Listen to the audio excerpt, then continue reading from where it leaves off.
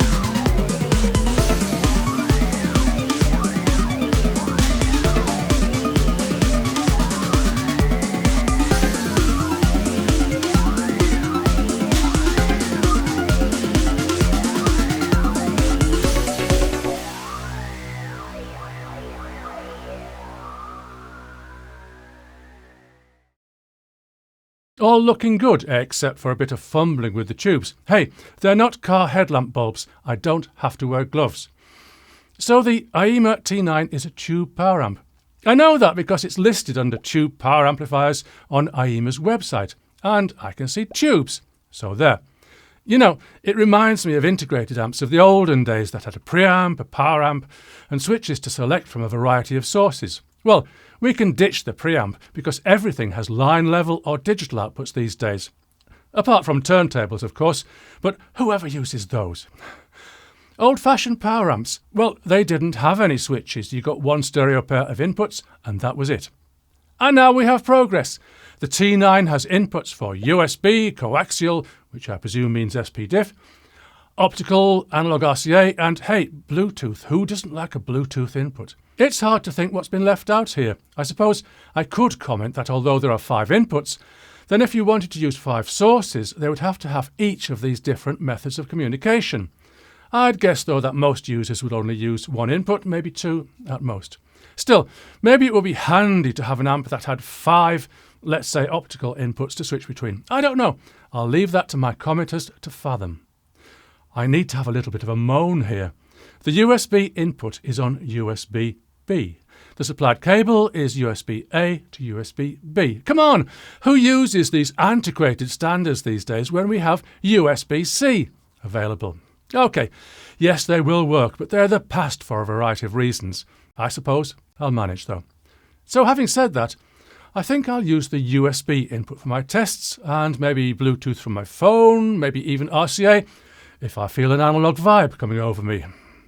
OK, let me answer my original question. When is a tube power amplifier not a tube power amplifier? The answer is when it's a Class D power amplifier that uses the Texas Instruments TPA3250 chip, with a couple of tubes in the circuit to add warmth. I nearly said fake warmth, but they are tubes, and tubes can create genuine warmth. By warmth, of course, I mean distortion, but you know that. I'm not sure how strongly I should quibble here. I think that most potential purchasers know what to expect and they won't be disappointed.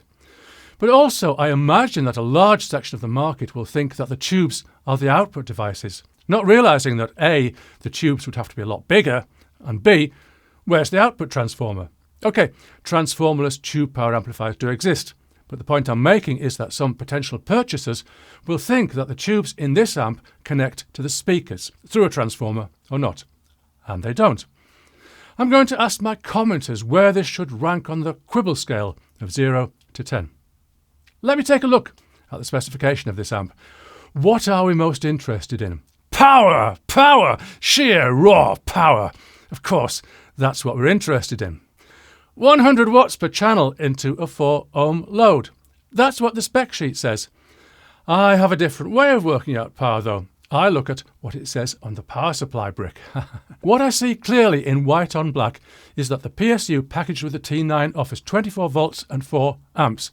Power equals voltage times current, so 96 watts. It even says 96 watts right there. So the T9 with this power supply cannot pump 100 watts into the left speaker and 100 watts into the right. That would be 200 watts, and only 96 are available, and that's not counting any inefficiencies. To be fair, and I will be fair, other amp manufacturers make similar claims without specifying how the measurement is taken. It is perfectly reasonable to quote peak power, momentary power, or even music power, as long as the measurement method is quoted.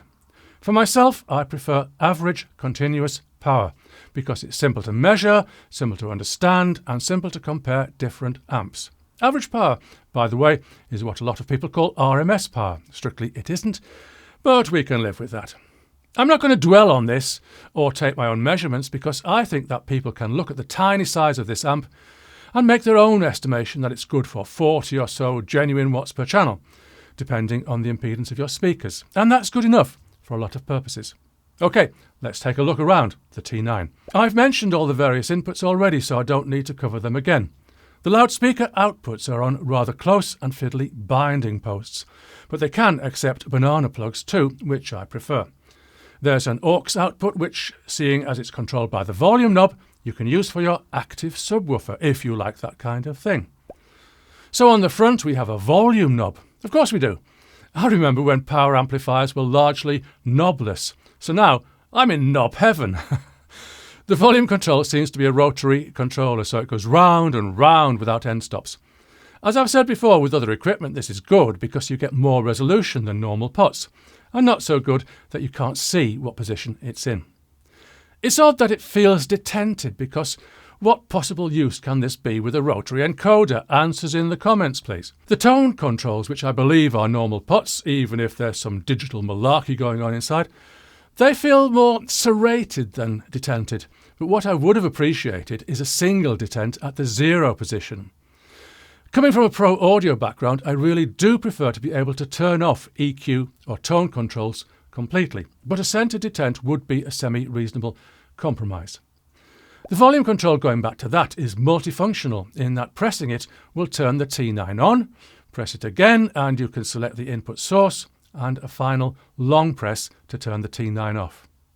What about the VU meter? Well, come on, it's a style feature. Having said that, it's a nice looking VU meter with the correct colour background and the correct scales in both decibels and percentage. I like this attention to detail, even though in reality it isn't going to be of any use to anyone. Oh, well, at least it serves the purpose the VU meter is best suited for, as a signal present indicator. Now, what about the problems people have been reporting? Auto switch off, or at least auto sleep.